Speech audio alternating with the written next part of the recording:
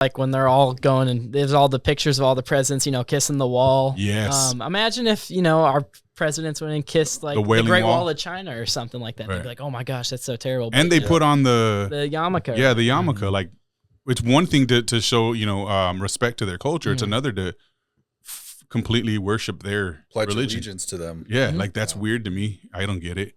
And everything looks like it's, political games now. You know what I mean? Like, it feels like a movie. It looks like a movie. It's a lot of it's so hard to believe that it's happening. And there's a lot of, even from Trump and his entire administration, there's a lot of what we were accusing the left of doing pre-Trump, where it seems like they're just going, so what are you going to do about it? Well, initially it was Kanye. When Kanye started asking and I believed questions. Every word of his too. And I didn't mind what Kanye was saying though either. Though that's the thing. He was a little crazy, but he was being real. I was like, and he was showing receipts. That's crazy. Yeah. But then, as time went on, everybody's like, wait a minute. It all starts to make more sense. This is a little strange. Yeah. One of the big things for me that really set it off for me with the Kanye situation wasn't so much that he was speaking on it and saying things like, and I know he's throwing a blanket statement out there, but saying the Jews run everything, essentially, the culture does, but he was showing receipts and text messages to show and prove what he was saying. But the biggest dead ringer for me was when they took all of his money out of his bank account and shut him down everywhere. I was like, how is this not true? How do you not see that? Well, how is it they truly legal? Have that kind of control over the United States? Well, I've kind of known about this stuff for probably, I would say, for sure a good 2 years. My friends probably a year ago, they'd be like, oh, well, I don't know, that's kind of a conspiracy, anti-Semitic conspiracy. But now a lot of them, I'd probably say 80% of, dudes my age kind of think like I do. They might not have understand everything, but they understand that AIPAC controls our government and that we overwhelmingly support Israel. And they're like, why do we support Israel?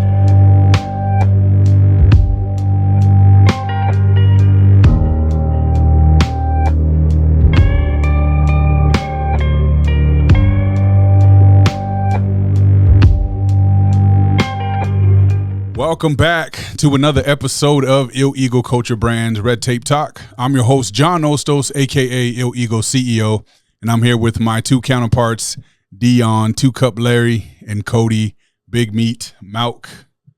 What's up, guys? What's going on? Not a whole lot. We got another special guest here today. I'd say one of our most recent viral online legends, potentially, depending on what side of the line you stand. But Jeb Baugh from UND, originally a North Dakota native, and has recently gone viral because you had attended, I think it was October 9th? October 9th or 10th. Yeah. Like Turning Point USA, our boy Dalton Nelson actually put on an event at Turning Point for Turning Point at UND, and I believe a guest speaker there was Glenn Beck. And Jeb, you asked a very viral question to him and put the pressure on. Some would say he folded under the pressure. Others say he got a little hot under the collar. And all in all, he had to answer a really hard question that a lot of politicians right now and influencers, so to speak, within politics are kind of folding under right now. So Dalton, our boy Dalton, so he works for Turning Point. He's the regional manager for all of this, around here. Okay. And he put that event on, and we didn't know, because it was, he had been planning to put that event on. I believe actually Charlie Kirk was supposed to be there. He was. Yeah, originally Charlie was supposed to be there. Yeah. So then after that happened, because he was going to give us VIP tickets to go and see that, right? So then that happened, and when I saw that Glenn Beck was going, I was like, I'm good. I wasn't going to go to the event originally in the first place either. I only got my ticket about an hour before the event started. Because I was like, what's the point of going? And it was full, right? Yeah. It was packed. It was full, 2,500 people, I want to say. Interesting. Well, let's just play this. We'll check out the clip, and then we'll dive in a little bit more to kind of get into the discussion of what you did.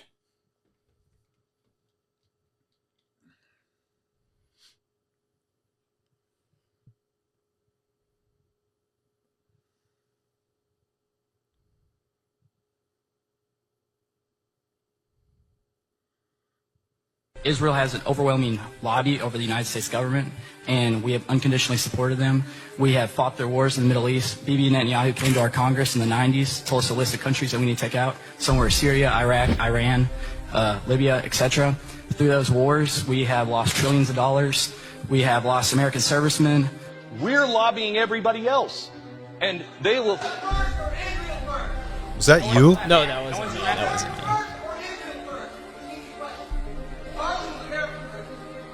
Charlie was starting to notice I about the said Israel that. lobby. Could I answer my question? Could I answer the question, please? You're talking about one thing they don't teach in school? They don't teach about the USS Liberty, where Israel literally came, blew up an American ship because they want us to get in their war with Egypt, and they don't teach that in school. I mean, I'm just saying. Hey, thank you. Yeah. Thank you very much. Israel has Man. an overwhelming lobby over the United States. And then he takes his jacket off because he got flustered. Yeah. Yeah. That's something special, though. I don't, not to brag or anything, but I was one of the first ones here on this podcast who really started to notice that we needed to ask a lot of questions about Israel. And I was accused of being an anti-Semite so many times That's usually by my boys. You know what I Just by mean? one guy. I mean, I have my Nah, you doubts. jumped on I a had couple my doubts. times. I didn't say it, but I had my doubts. Well, initially it was Kanye when Kanye started asking And I believed questions. every word of his, too. And it I was didn't like, mind what Kanye was saying, though, either. Though that's the thing. He was a little crazy, but He was being real. I was like, and he was whoa, showing that's receipts. crazy. Yeah. But then as time went on, everybody's like, wait a minute. it all starts to make more sense. This is a little strange.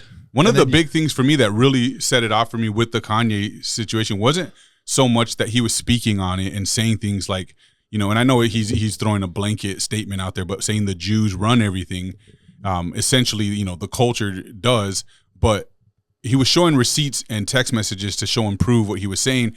But the biggest like dead ringer for me was when they took all of his money out of his bank account and shut him down everywhere. I was like, how is this not true?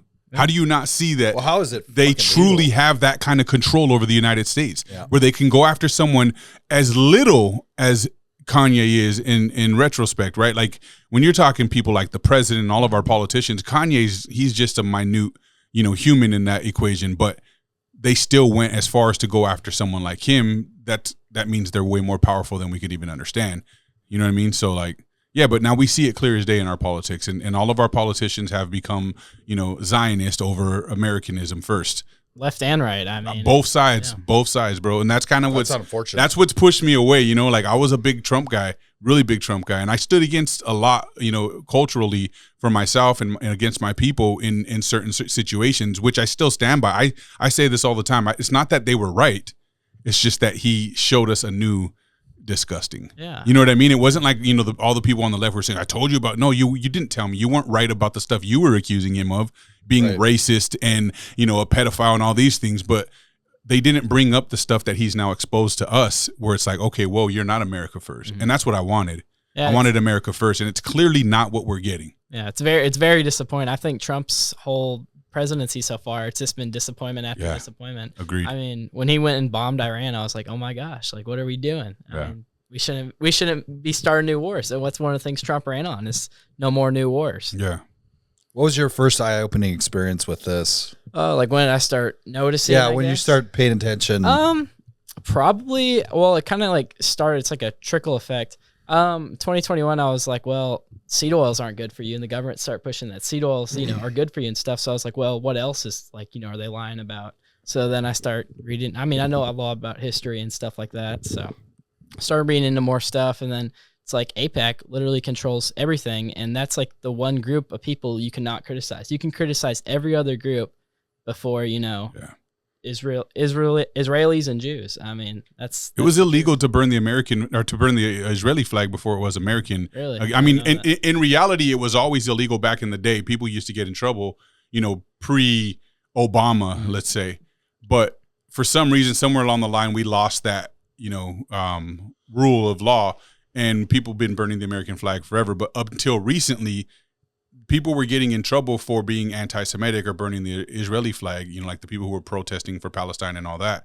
And then, a month ago, Trump decided to make it a crime to burn the American flag too, because people were calling him out on that. Right. So it's like, that's crazy. That's Zionism for sure. It's not America first. It's not. It doesn't. I don't think Zionism and Christianity are. They don't go together. hand in hand. No, they don't. And a lot of Christians are really brainwashed, and they'll be like, they don't believe Jesus is the Messiah, bro. Like that's first and foremost. Do you guys know, like, this past, I would say, few weeks, my ex algorithm is nothing but these fucking annoying influencers that are constantly talking about Judeo-Christian this, Judeo-Christian There's no such that. thing That as shows Judeo-Christian. that shows the can't side be you Christian stand on unless still. you accept the Jews and stop Jew hate and all that. Dude, that's my whole page is filled with And I agree with that. This like I know I was kind of making blanket statements like Israel, the Jews. I get it. It's like when 9/11 happened, everyone was like the Muslims. It's not the Muslims, but it is Muslims. You know what I mean? It's not the Jews, but it's Jews. You know what I mean? And so I don't mean it as a blanket statement. I don't think anybody who really knows what's going on. Yeah, it's not really what it is. But in retrospect, there is a sector of the Jewish community, particularly their high government in Netanyahu and all that, like something looks off, something sus. And he does seem to have some control over our government. When I saw Donald Trump pull that dude's chair out and push it in for him to sit on it, after I touted him on this podcast for years about how he stood around other world leaders, bumped them out of the way, stood in front of them, manhandled their handshakes, like chest out, you know what I mean? Didn't let them overpower him in any way, stature or anything.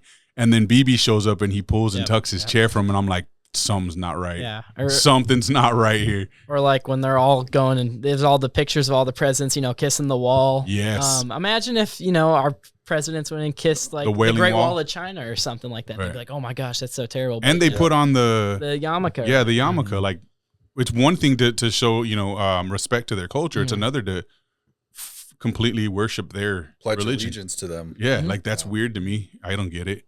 And everything looks like it's political games now. You know what I mean? Like it feels like a movie. It looks like a movie. It's a lot of it's so hard to believe that it's happening. And there's a lot of, even from Trump and his entire administration, there's a lot of what we were accusing the left of doing pre-Trump, where it seems like they're just going, so what? What are you going to do about it? Right in our face, they're doing these things, and we're like, how the fuck is this real? And they're like, what are you going to do about it? Like, that's what it feels like they're doing to us, is they're challenging us. Do something. You won't do anything. And they're right. We won't, because we all know what needs to happen is very old school. But there needs to be a rising up. There needs to be a revolution. Mm-hmm. We need to take back our government. We are completely compromised and occupied, which is really bad. But I don't think they care that we know, because they understand we ain't gonna do shit about it, except podcast. But this is where it starts, though. So what are some of the feelings of your friends and everything, and like? Yeah, what's the younger generation? Your peers. Well, about I've kind of known about this stuff for probably, I would say, for sure a good 2 years. My friends probably a year ago, they'd be like, oh, well, I don't know, that's kind of a conspiracy, anti-Semitic conspiracy. But now a lot of them, I'd probably say 80% of, dudes my age kind of think like I do. They might not have understand everything, but they understand that AIPAC controls our government and that we overwhelmingly support Israel. And they're like, why do we support Israel? Right. Why are we doing this? But I want to know why. Yeah. The reality of it is like I care because it doesn't look like America first. No, but I've always asked that same question. It's like, why? Why are we doing this? Like, give me a good explanation so that I could get on board with it and stand behind my government. Or I'm going to look at this like it's just a complete, BS story, and you guys are hiding behind some type of compromised, totally botched answer. He didn't even have a fucking clue what he was talking about, but yet he chose to go with that answer, and it made him look so stupid.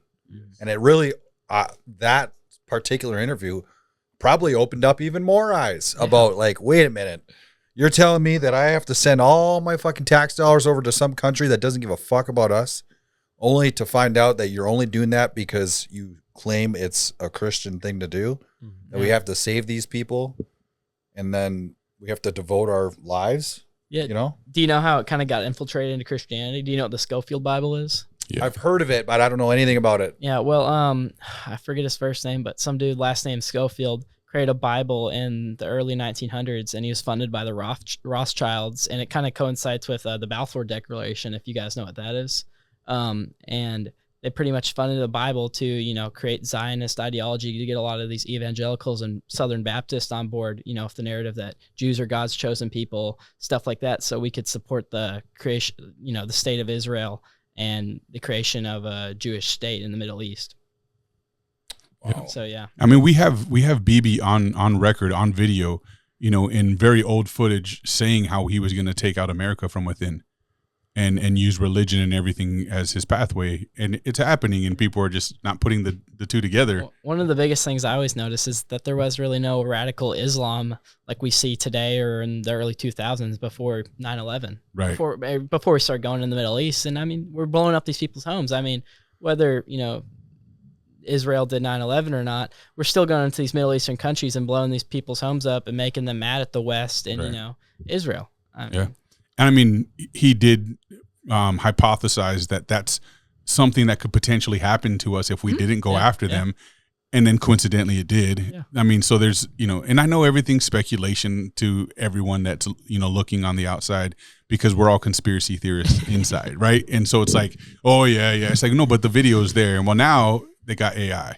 Now they could be like, that's probably AI and I'm not buying it, you know, and how come our government isn't doing anything about it? Say, well, that's the point. Like they're part of it. And everyone's like, oh my God, you're crazy. That's enough. And it's just like, all right, what can you do? No one wants to believe it because it's so far fetched. And I think they staged it that way on purpose, but it's happening. It's evident that it's happening, whether it's actually AI or not, or maybe even I've suggested the possibility that maybe all of our politicians are mind controlled. Maybe that's why Trump suddenly flipped on us. Maybe he's been MK Ultra'd and, you know, I mean, that exists and it exists at a high level. We see hypnotists do it for entertainment. Imagine the real capabilities if they allow hypnotists to just go out there and play with it now. Mm-hmm. Imagine how much it's evolved and what they're truly capable of. For all we know, none of them are compromised and they're just mind controlled right now. You know, that we don't even know that could be a total possibility. I mean, they have so much power, so much control, so much endless like technology and possibilities that we can't even comprehend. I mean, it's crazy. Without a doubt. 100%. Well, then they're the one country that claims they don't have nukes, but we all know. Oh, yeah, they have nukes. They definitely. Kennedy didn't want them to have nukes before he got killed. But I mean, how does the Samson option exist without it? Yeah. The Samson option's pretty scary. Yeah. They got nukes. They're telling us clear as day they got nukes, and then they're just being, but we don't have nukes, but we have them. It's like, all right, cool, I guess. So I don't know, man. I don't know. The same with that video. We should probably bump that one too, about the most recent kid that went viral at a Turning Point event where JD Vance was at. I don't know. Have you seen this one yet? I saw that one. Yeah. So we'll take a look at that one because he asked, you know, kind of some direct like, hey, what's Very going direct. on? And that's what makes me interested to see your guys' generation starting to step up here. And it makes me wonder, it's like the old dinosaurs and shit that we see in the government right now, I think that's the last of them. Yeah, well, in 20 years, I mean, they're slowly going to get phased out. Power. And it's. I mean, we got a country to save. I mean, that's how we kind of see it, to be honest. And that's really what it comes down to, you guys. I mean, because, you know, there's some in my generation that are probably in politics right now, but also, you know, they have a comfortable life, and why would they change? You know, if they already got good stuff going for them, why would they be like, oh, I'm going to, you know, change up my whole status of living and all that stuff, you know? Yeah. You know what I mean? Yeah.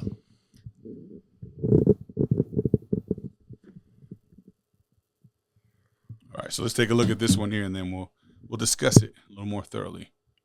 Opportunity to speak. I'm a Christian man, and I'm just confused why that there's this notion that we might have owe Israel something, or that they're our greatest ally, or that we have to support this multi-$100 billion foreign aid package to Israel to cover this, to quote Charlie Kirk, ethnic cleansing in Gaza.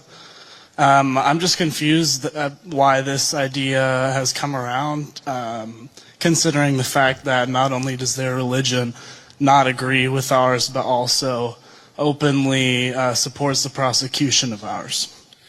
Yeah, so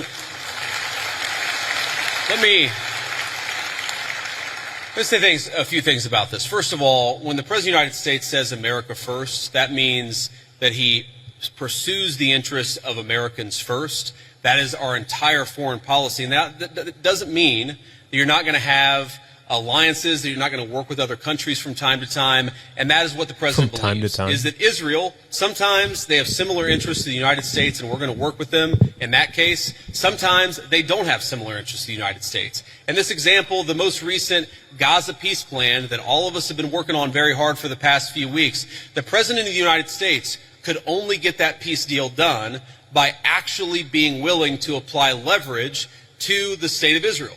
So when people say that Israel is somehow manipulating or controlling the president of the United States, they're not controlling this president of the United States, which is one of the reasons why we'd be able to have some of the success that we've had in the Middle East. Now, you ask about, sort of Jews disagreeing with Christians on certain religious ideas. Yeah, absolutely. It's one of the realities is that Jews do not believe that Jesus Christ is the Messiah. Obviously, Christians do believe that. There are some significant theological disagreements between Christians and Jews. My attitude is, let's have those conversations. Let's have those disagreements when we have them. But if there are shared areas of interest, we ought to be willing to do that too. For example, I really care about, one thing I really, really care about is the preservation of the Church of the Holy Sepulchre in Jerusalem. Christians believe that that is the site where Jesus Christ was crucified and also that his tomb is right there as well. My attitude is, if we can work with our friends in Israel to make sure that Christians have safe access to that site, that's an obvious area of common interest. I am fine with that. What I'm not okay with is any country coming before the interests of American citizens, and it is important for all of us, assuming we're American citizens, to put the interest of our own country first. That's what we're going to do. That's what we try to do every single day, I promise you. Thank you. Thank you for the opportunity to speak. So, I'm a Christian. Yeah, I don't know. Like I said, I like what he said in response, but I don't buy it. Yeah. You know what I mean? Like, it's a good response, but you're lying. But he seems like a politician now. That's how a politician That wasn't, I didn't really like the response in all fairness. I didn't think that was, it didn't answer the question, really. He said, no, he beat around the bush. Every once in a while, we might help each other out by giving each other billions of dollars for the next 4 years. Just every once in a while, maybe. We're not talking, what he meant to say was, when he said, from time to time, what he meant to say was from the beginning of time until the end of time, we will do this with Israel. You know what I mean? So that's the reality of it. So I mean, at least he recognized and said that Jews don't believe that Jesus Christ is the Messiah. So, but it made him look more like a hypocrite then. And than anything. He was like, he still goes to the wall. It's basically, that's the part where I say they're telling us, what are you going to do about it? That's when they do stuff like that. That's the part when they're basically saying, what are you going to do about it? But I can say, the answer sounds good. Like, he didn't stutter. He knew what he was going to say. Yeah. So I can say, the way he answered it was good, but it wasn't a good answer. So check this out. This is what I hate about the world that we live in when I say, the conspiracy world that we play in. Because when I see stuff like that now, and I look at your video and I think, okay, that was dope, but did they plant it? Because they didn't show the kid. You know what I mean? They didn't want him to be exposed because then there's got to be some type of virality that comes with it. You know what I mean? And so they didn't give it. Asking, yeah. You know what I mean? So it's like, did they just, they're very smart in that sense. Did they just stage that so that he could give that perfect response? You know what I mean? Yeah. Because now they're trying to make that video go viral. Yeah. And I think everyone that's watching this video is just like, what the hell? That's bullshit. Yeah. A couple of my buddies, they were like the dude in the video who was yelling, "Are you Israel first or America first?" They kind of think that dude was kind of staged because I didn't really get to finish my question. And, if Glenn Beck might have thought, oh, maybe that dude's with him. Or, that's kind of the crowd perceived as I was with that other dude, but I wasn't. I didn't even know who that other dude was. Yeah. So, I don't know. That was a little weird to me. That is crazy. You could be a plant. I'm not, I promise. That's what a plant would say. I promise you, I'm not. I mean, you look like a Fed dressed up, bro. I'm not going to lie. I'm not. He looks like he's from Texas, dude. Right. You might have a badge in there somewhere. So, yeah. No, my dad didn't work for the CIA. I promise. Yeah, I was going to say, they're connected to Raytheon. Yeah, right. Yeah, that's what I'm saying. Yeah, man, this is crazy. We're in a crazy time, but I love to see young dudes like you being so awakened, not woke, but awakened. You know what I mean? Because there's something that's happening that's real that a lot of people are living in denial of. And, people like me don't just get into politics because we find it intriguing. I got into politics because I found it affecting my life, affecting the things that I do. And I'd never been into politics otherwise. You know what I mean? So, yeah, it took me 40 years to open my eyes and go, damn, I should probably pay attention to what these people are doing. You know what I mean? Because when you know, COVID affected me in business, it opened my eyes big time. And then I started saying, okay, I got to see what's going on here and who's making these calls. And I just dove head first, man. And now I'm a conspiracy theorist as a result. I think the elites love when people aren't involved in politics. Yes, they love it. absolutely. They love it when people just watch the news time to time. That's how they've been controlling it. Yeah. 100%. It's I wild. think one of the biggest disappointments for me, these guys know, like, I was hardcore ready to go for Trump. You know, I've always been like that. Yeah, like since 2 months ago. Yeah. Just changed. Yeah, he would. But he'd lick the I went milk to off his I went to cookies. America Fest down in Arizona when Trump went down there for Turning Point event, and but one of the biggest things I think was disappointing was his appointments that he appointed to certain positions, like Kash Patel. Oh, the Avengers. Well, Kash Patel's kind of upset me too. He was talking about releasing the Epstein files, but now he's just like, oh, you should see the stuff he's doing right now. It's horrific. He's back to back hits, bro. He's just failing. I think it has to do with his wife. His wife is used to work in the IDF. Yeah. So used to serve in Little the honey IDF. pot. Yeah. But the whole Epstein debacle saga, like there's so much there that it just, that's probably what pisses me off the most, is because it's just so blatant that they want us to believe everything that they're telling us, even though they've contradicted themselves so many times. And just seeing him now, it's like, God, I just want to punch you in the face, because I was so excited when he got assigned, you know, that appointment. And the Butler shooting, we still don't know jack shit about that. Trump doesn't say a goddamn thing about that either. Yeah, doesn't say one word about somebody that tried to kill him. Yeah, I think Trump knows. I think one of the reasons Trump supports Israel so much, because he knows the power that they have, and if he decided one day to flip the switch on him, they would kill him. He's just trying to get onto his forever vacation after he's done with his 4 years. That's honestly my thought. You almost have to speculate if Israel is truly involved. Let's just give a fake scenario.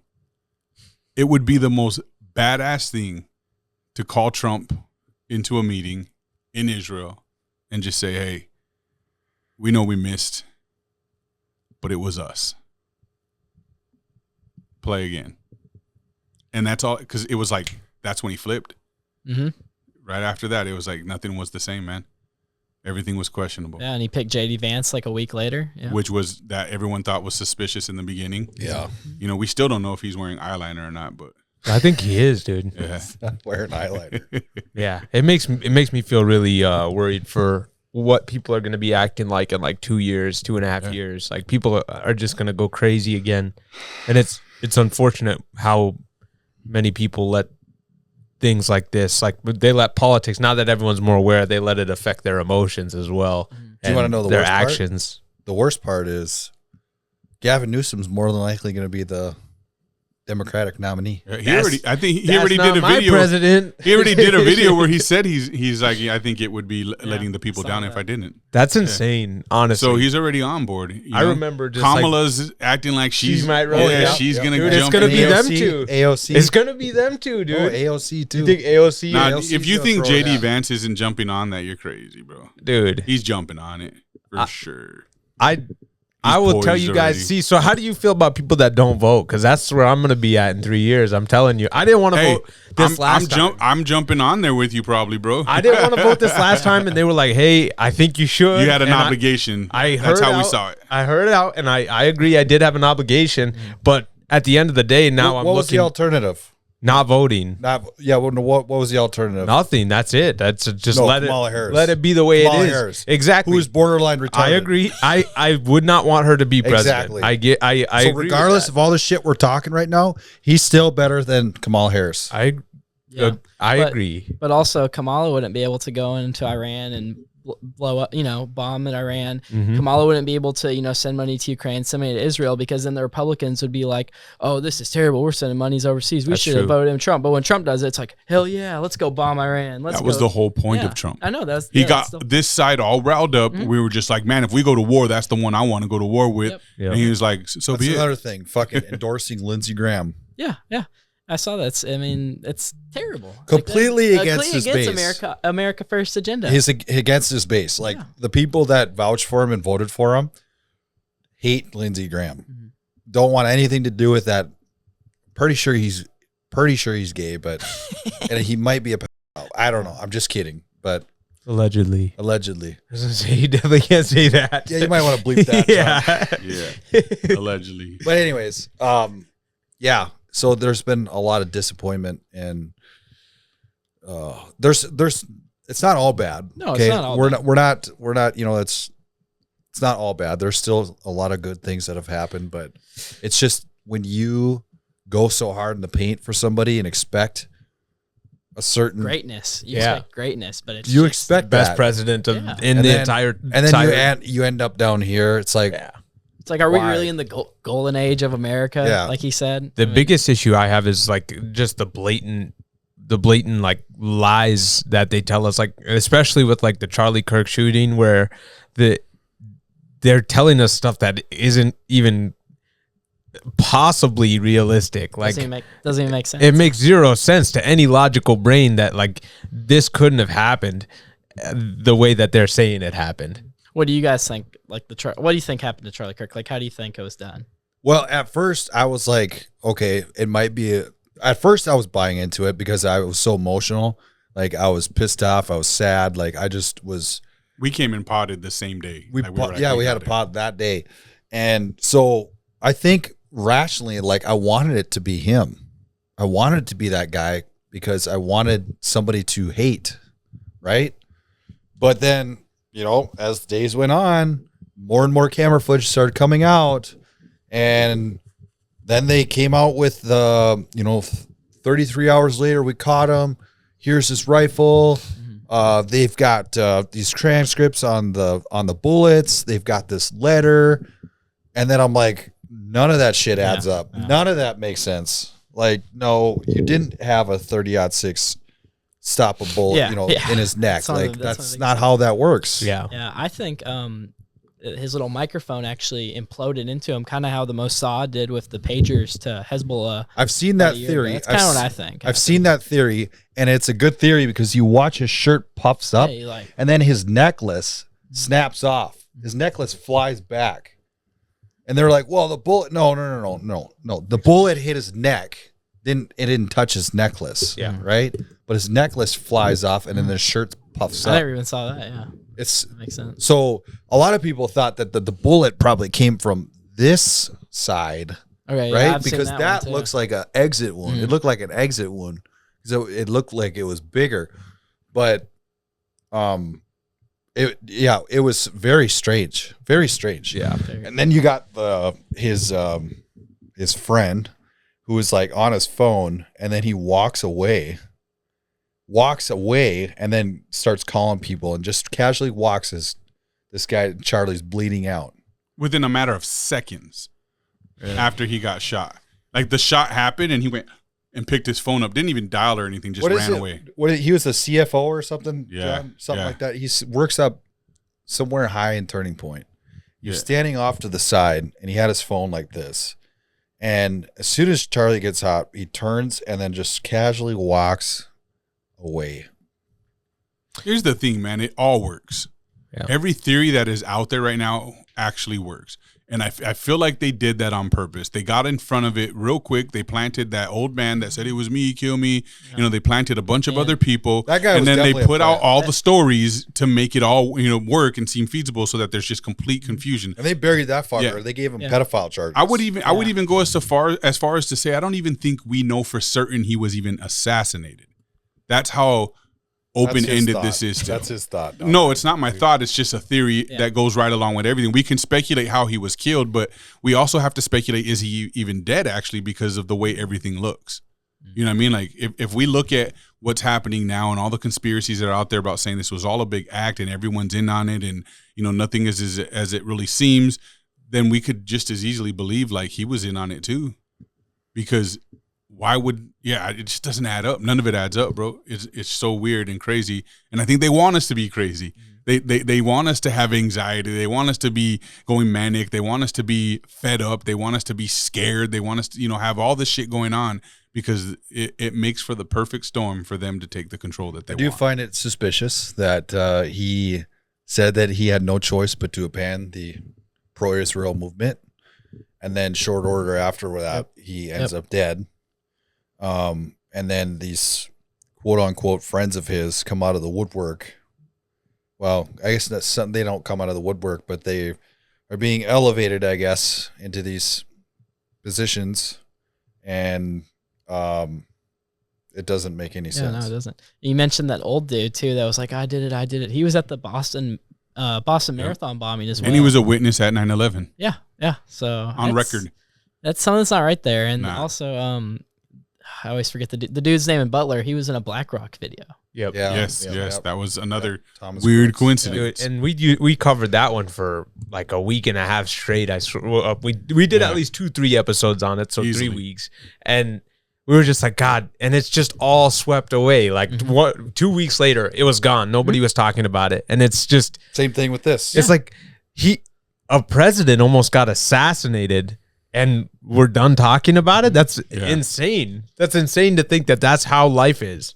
The only thing that sucks the most about it is like for us, especially for me, is like Dalton's our boy, and we've told this dude time and time again, like, dude, you're fighting the good fight, like keep doing the shit. And now, you know, some of us are on the fence. We're like questioning Turning Point, and this dude, this is his life, and his life has gotten 10 times busier ever since the passing of Charlie Kirk.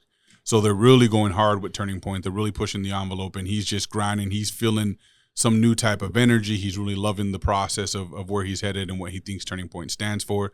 And in the same breath, we're over here like, damn, I don't know if I really believe in any of this movement anymore. You know what I mean? So it makes it really tough because I want to be wrong in that sense for people like him. Dalton's a solid dude, really good guy, family guy, and he's been trying to do something super positive. And I hope for all, you know, sakes and purpose that he is doing something with purpose, and that it's not just him thinking he is, because things look ugly right now, man, really ugly. And even Charlie Kirk's wife is suspicious right now. You know, things that are like when you say in 2 weeks, we all forgot about it already. Yeah.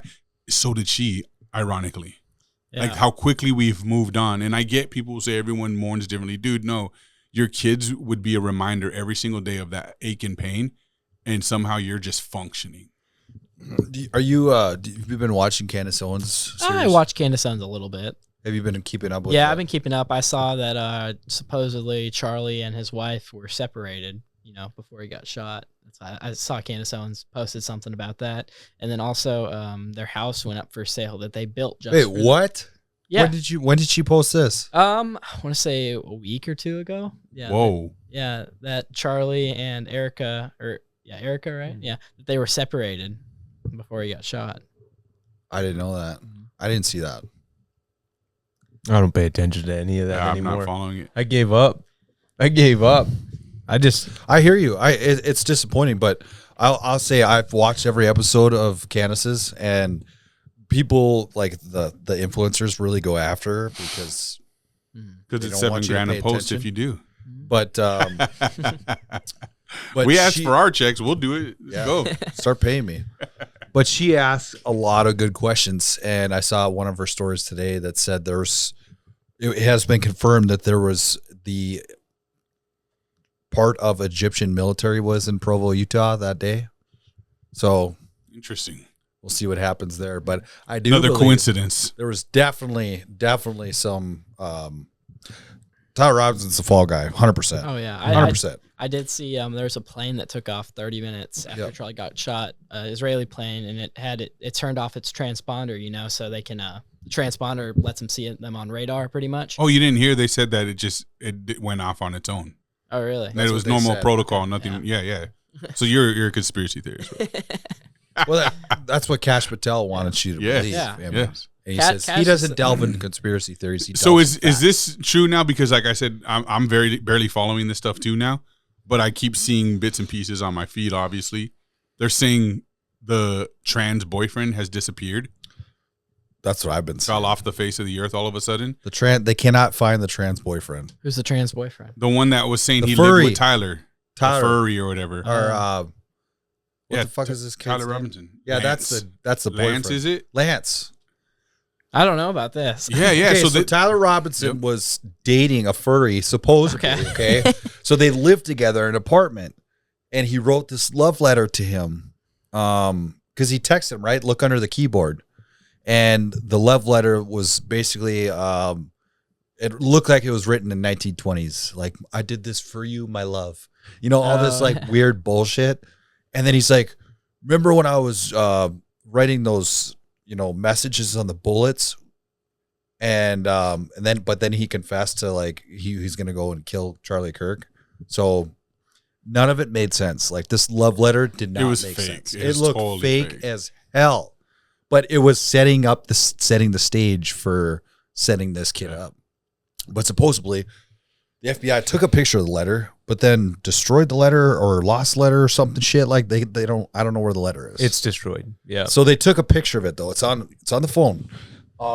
Then I guess that they did not take Lance's cell phone for some reason.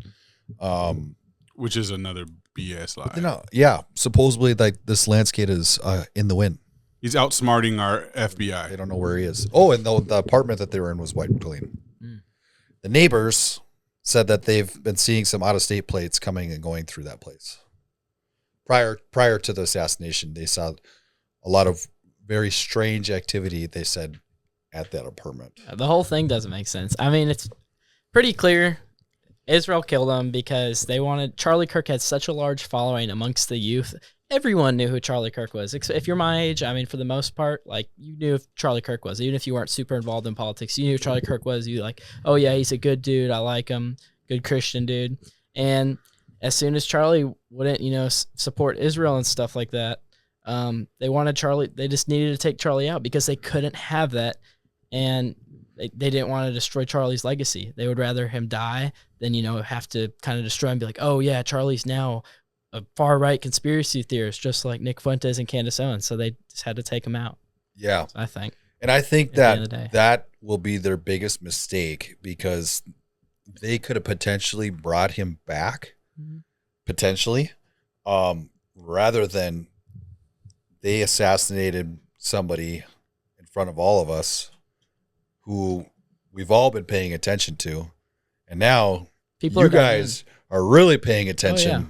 And it probably is going to have the opposite effect. Oh, I mean, I think over time, yeah, it created a lot more Charlie Kirks. And I mean, Charlie couldn't take money from he stopped taking money from Israel because I think Charlie genuinely was a morally rational, intelligent, good dude. He wanted to do what was right. So he's like, I can't keep supporting this. This is wrong. Yeah. And but yeah, I think definitely it's created a lot more Charlie Kirks. I think, you know, one thing that we hear a lot on the, let's just call it the MAGA side of things is, you know, we say a lot of things of like make examples of people, you know, like, you know, well, I'll blur this out, but they say, you know, I say this, we should put them in a meat grinder. You know what I mean? Like all these things, like make examples of people and they'll never do it again. You go to places like, you know, Dubai and Saudi Arabia where they'll cut your fingers off for stealing and things of that nature. Like people don't steal in those places because the example's been set.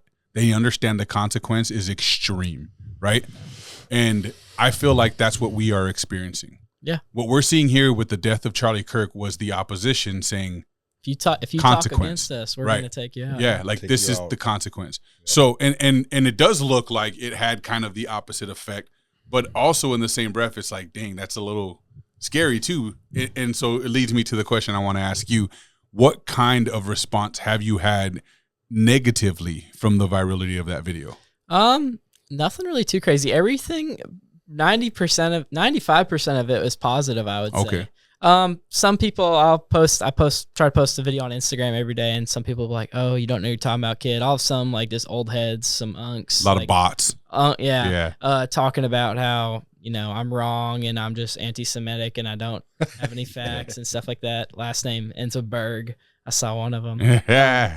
Suspicious. At the actual Turning Point event, I had one dude who was like, you're not a real Christian, just started like, you know, rambling at me. And I was just like, dude, I'm not even having this conversation with you.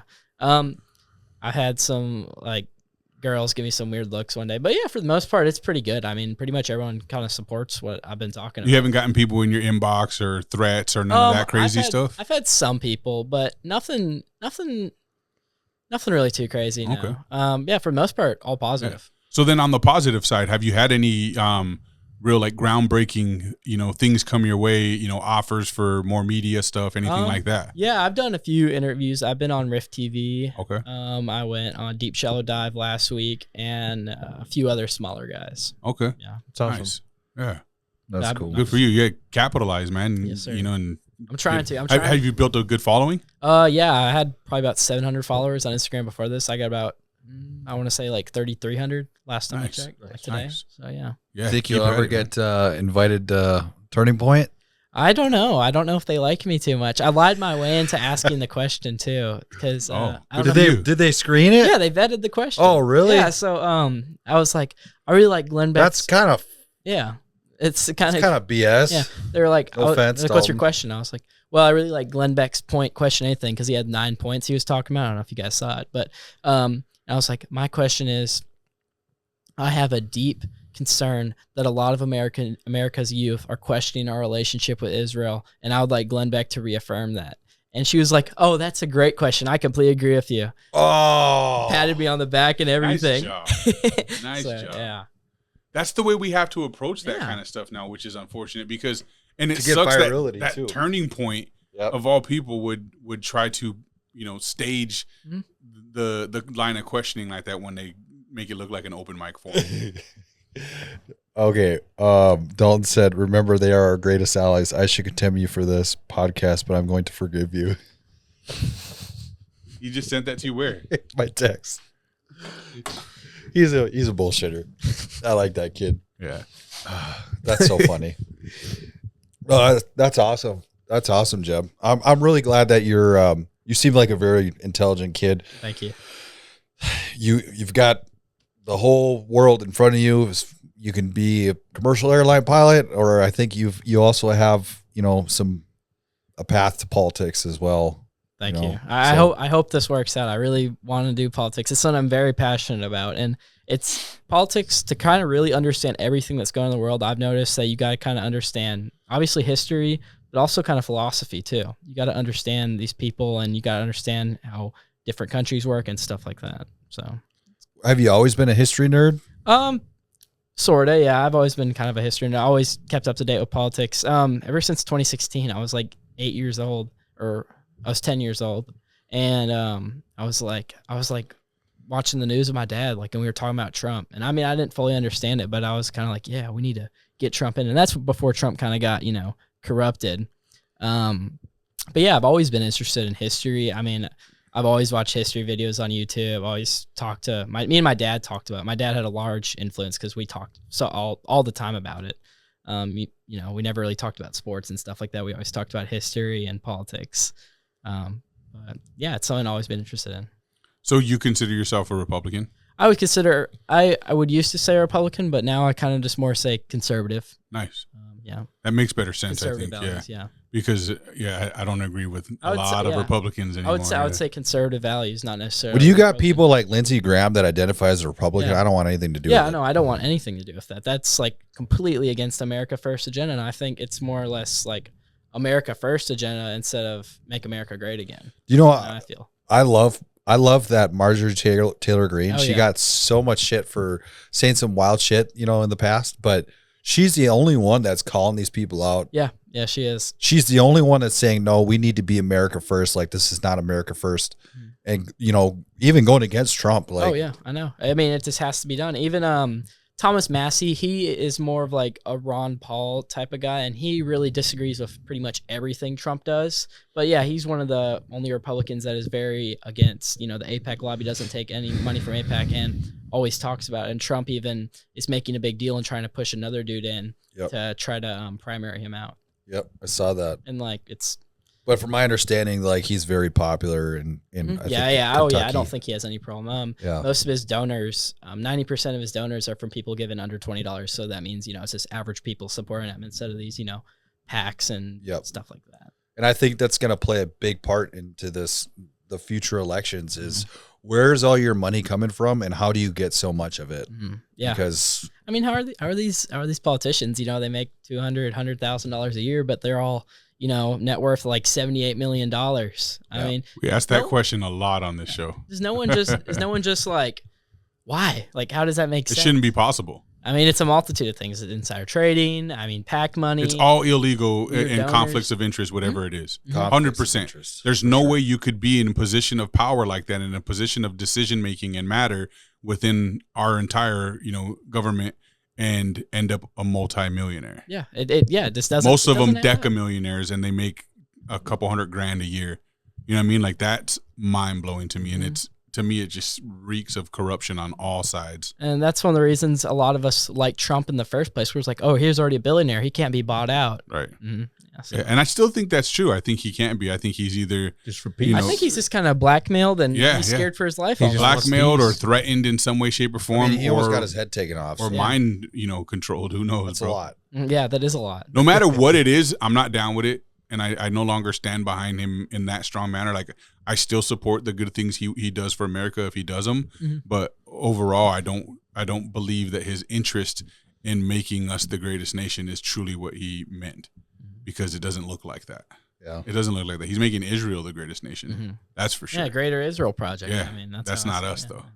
Do you think? What do you think is going to happen with that whole region? Yep. Well, I mean, because you saw like Netanyahu wanted to, you know, make that whole thing basically part of Israel, and then Trump said, no, you're not going to do that. So, well, I think Netanyahu is just going to do what Netanyahu wants to do because he knows he can do what he wants to do. So I wouldn't be surprised if Netanyahu just goes in there and does whatever he wants with Gaza. Because I mean, since the Jews have got relocated to Israel, you know, they moved there after World War II. Yep. They've always been pushing these Arabs that were in the area out. I mean, it's never peaceful with an Israeli state and an Arab state. So they're always just going to keep pushing them out, seeing how much they can get away with. Just constantly expanding. It causes a multitude of problems. I mean, and then all these refugees, it causes a refugee crisis in Europe. They all come to Europe and, you know, cause problems in Europe, which it's not the fault of necessarily the refugee, because, you know, they're only trying to seek for a better life because they got kicked out of their homes. But it's a multitude of effects, you know. It's not just one thing or another. It's like a chain reaction. Yeah. And it's just, it sucks because the culture is obviously very different. And I think they're gonna try to eventually take out Iran. They would love to take out Iran because that's pretty much the only country that will say no to Israel.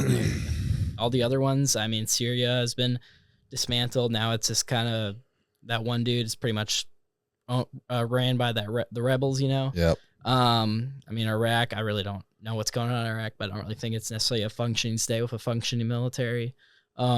All the oil empires are pretty much all bought out by America and Israel.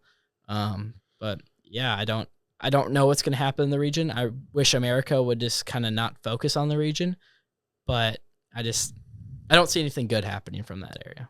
I think October 7th was even a justification for Israel to basically for their final solution almost for Gaza. Because how does the Mossad not see people coming in on paragliders or through tunnels? Didn't react for 7 hours. 7 hours. Yeah. In a country that's the size of New Jersey. Yeah, but in the early 2000s, they saw a train. The Mossad saw a train that was coming from, or some sort of uranium that was coming from North Korea to Syria, and they blew it up in the early 2000s with satellite imagery. They did that. The Mossad is very powerful, even more, I would consider them more powerful and more intelligent than even our CIA. But they didn't see the paragliders and the dudes in the tunnels. They wanted that to happen. They loved that. Just how they loved when 9/11 happened to America. Yeah. I think that that was basically our 9/11, like of our time. You know, it was only 20-some years later, but to rally the people against. That was like, yeah, they wanted to use that as a stepping stone to get into war. And I think that Netanyahu was disappointed that we didn't escalate it with Iran. Yeah, it was. I mean, at least we didn't get a full scale war. I don't even think we should have bombed them in the first place. I don't think we fully even destroyed those nuclear plants or whatever. Do you guys know how we became so, like, did you know the Republican Party became infiltrated by neocons? Didn't you guys know? Since, I mean, It was since the Yom Kippur War. So, you want me to tell you? go. So the Yom Kippur War happens. Soviet Union, Cold War. So Soviet Union. Okay, so we're talking 80s. Yeah. No. I think it was 60s. Yep, like you're right, 67, you're right. I think. Yep. Cold War. Soviet Union supporting, Egypt and Syria, and kind of the other military dictatorships in the Arab world. We support Israel. A lot of the Jewish Soviets were very upset by that, so they fled to the U.S. I forget a lot of their names. I want to say. I forget. I have them all written down in my notebook. But they fled to the U.S. and kind of infiltrated the U.S.'s government. They became a slightly more conservative, but not really truly conservative, Christian values. But they pretty much focused on proxy wars, supporting the state of Israel, and proxy wars with the Soviet Union. So, yeah. Oh, shit. Mm-hmm. Crazy. It's crazy stuff. It's really crazy. And they don't teach this in school. I mean, right. Of course not. So, it's truth. Okay, Jeb. What is your opinion about, because I've been seeing a lot of this, and some people are using it for clicks, but basically after World War I happened, Germany had went into an economic decline, and then Hitler came around and tried to start to build Germany up again. Mm-hmm. What is your opinion of that time period? Like the Weimar area? Well, the Weimar area was truly terrible. I see a lot of similarities in our country today to the Weimar area, except for the fact Weimar had a lot of prostitution. Prostitution isn't as rampant, in America as was Weimar, which kind of. What do you mean? OnlyFans is at its all time? Yeah, I never really saw about that. Yeah, OnlyFans, I guess. I see a lot of similarities to Weimar. A lot of our government actually became infiltrated by a lot of that group of people that were in the Weimar that got kicked out after Hitler got in power. They came to the U.S., they came to England, and slowly infiltrate our institutions. Yep. Hitler obviously was radical. He did build up Germany. He did give them a stabilized currency that was against the central banking system. Even a lot of similarities to Weimar Germany in America today. Even like how buildings used to kind of look, cool. Like, have you seen like old historical buildings? Yeah. You know why our buildings look so boring and blocky today? Because they don't want us to have pride. There was a Jewish communist. I think it was the Bauhaus School of Architecture. He wanted all buildings to be blocky and copy and paste almost. To kind of destroy, culture and just kind of copy and paste around the world. That's why, you go to... There's a term for that. What is it called? It starts with like a B or something like that, I think.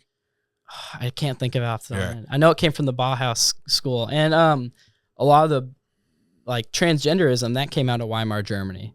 I heard that they were burning those books. Yeah, they'll be like, oh... It was the first transgender, I guess, ever... Maybe not recorded, because I think there wasn't surgically. Mm-hmm. I think that was the first time, was during that time period that surgically they were able to do that. Mm-hmm. Yeah, but it's. They say that the victors are the ones to write the history books. Do you guys know how Churchill got into power? Man, I can't. I don't know. I'm selling today, but I have all the names of the people usually, but.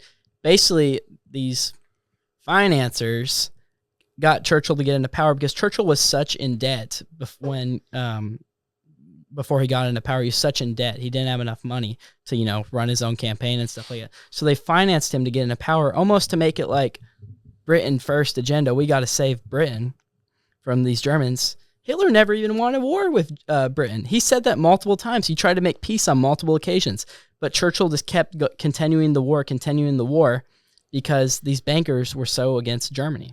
Yeah, I did hear that. And eventually USA got drug into it. Yeah, USA got drug into it. And how USA got drug into World War I with the Balfour Declaration, right? Because Britain basically knew that that group of people was the most powerful and the most by percentage in the American government. So they said, you know what, we'll give you a state in the Middle East if you guys get us, if you get America into World War I. So, yeah. Oh shit. Yeah. I mean, it's crazy stuff. The more you read into it, the more it kind of makes you feel like there's no hope for, because our history is just so messed up. Yeah. I mean, even like a lot of evangelicals like, oh, we got to bless Israel. What have we gained by blessing Israel since the creation of it? I mean, we got an abortion, we've got the collapse of the middle class, people having to work more for less, more wars. I mean, it's crazy. We've gained nothing, and they've manipulated so many Christians from the Schofield Bible. Tell you what we got. We got $2 trillion in debt and thousands of American service members that were killed. Mm-hmm. They call it brutalist urbanism. That's the brutalist urbanism. Yeah, that sounds right. Yeah, it's kind of the concept of what you discussed in terms of like taking all of this architecture and everything away. Taking away a sense of pride as something to be motivated by culturally. Everything, like they took all that. Everything used to look beautiful. It's why they've destroyed monuments and architectural structures. Like you see, when you went to the Vatican. Like the architecture there.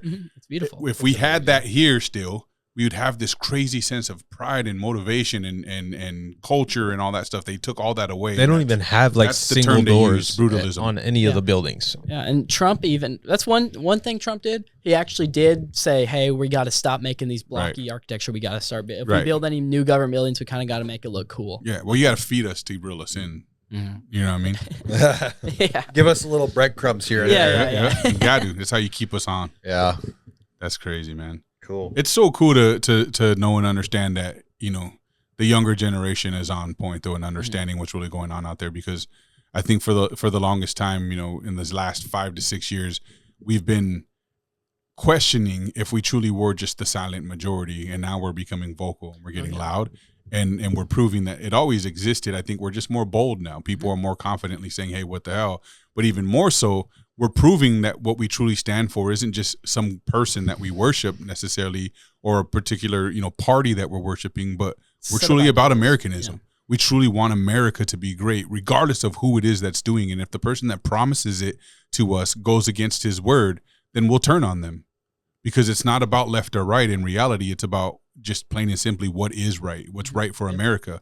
And so seeing guys like you not riding the train of, MAGA and Trump and all that still so blindly, and being able to say, hey, look, I still kind of stand in a position where I do support some of the moves being made, but why are they doing this?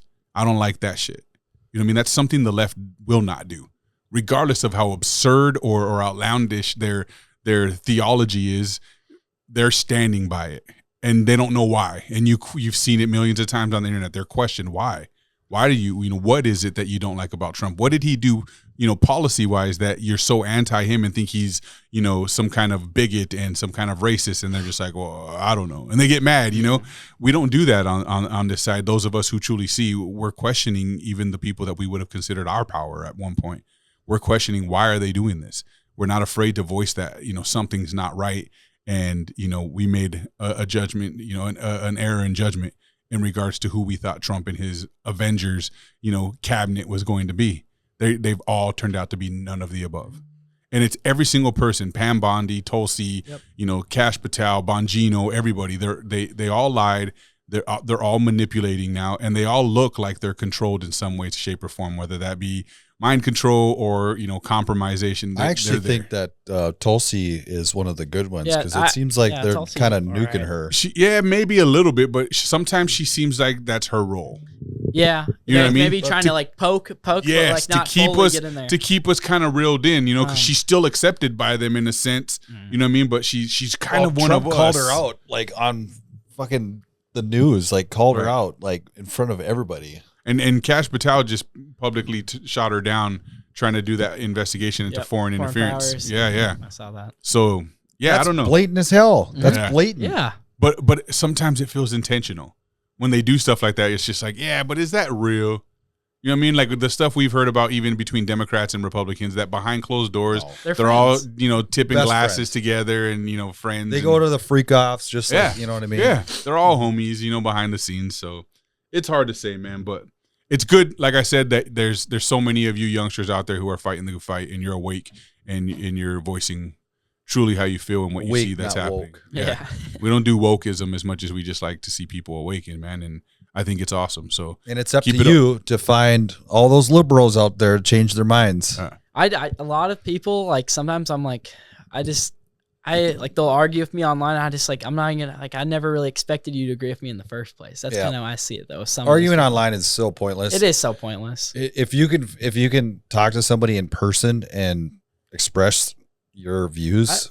I've talked to, actually, like, a few days after it happened, I talked to a dude DM'd me on Instagram. He's like, I'm a leftist, I'm a socialist, but I like to talk to him. We talked for like an hour and a half, but you know, we just kind of realized to agree to disagree. But like, he didn't make sense. Like, some of the stuff he was like, oh, well, I kind of wish we had a government more like Canada. Like, I really admire the prime minister of Canada. I'm like, what are you talking about? Look at Canada, dude. But you don't want a king. Yeah. You don't want a dictatorship. You don't want communism. Yeah. But you want it. Yeah. All right, clear. Or like the New York race, Mamdani. Mamdani. Yeah, he's like, you can't tell me that own grocery stores. Old boy dating Katy Perry isn't just some kind of facade they're putting on to try to get him right in the eyes again for some whatever his next big move is going to be. Because right, dude, come on. I thought that dude was gay. That's that's what I mean. Maybe that's all it is a front for that, bro. He's got to get back straight in the eyes of the culture, bro. So they gave him the bimbo. It's crazy, man. Right on, bro. Well, hey, I appreciate you coming on and kind of sharing your point of view and your side of things. Stay active, man. Yes, like reach these youngsters, you know, on your college campuses and as you grow in your career and whatever you're doing. And you know, talk to you know, your travelers and your passengers on your airplane over the loudspeaker when you get the opportunity to, man. Well, hopefully this takes off, so I don't have to be a pilot. Hey, for sure. Thank you for having me on. I really enjoyed it. I had a lot of fun. Thank you for the opportunity just to let me speak. Yeah, always, man. If you ever want to get back on again and talk some more trash, we're always down. All right, yes, sir. But keep plugging at it, man. We'll bring you back for an update. Yeah, we will. We'll be following you and we'll be in communication. I'm sure we'll share stuff with you back and forth now too, because we love to just build a big team of this stuff, man. Yes, it's all about what's right, you know, and we're not on any side of the coin. So we like to see other people that have the same logic, man. So good on you. Keep it up, bro. I wish you nothing but success in whatever path you choose or whichever one of these breaks for you. So thanks again for coming on. Thank you. Guys, any last minute things you want to throw out? I'm all good.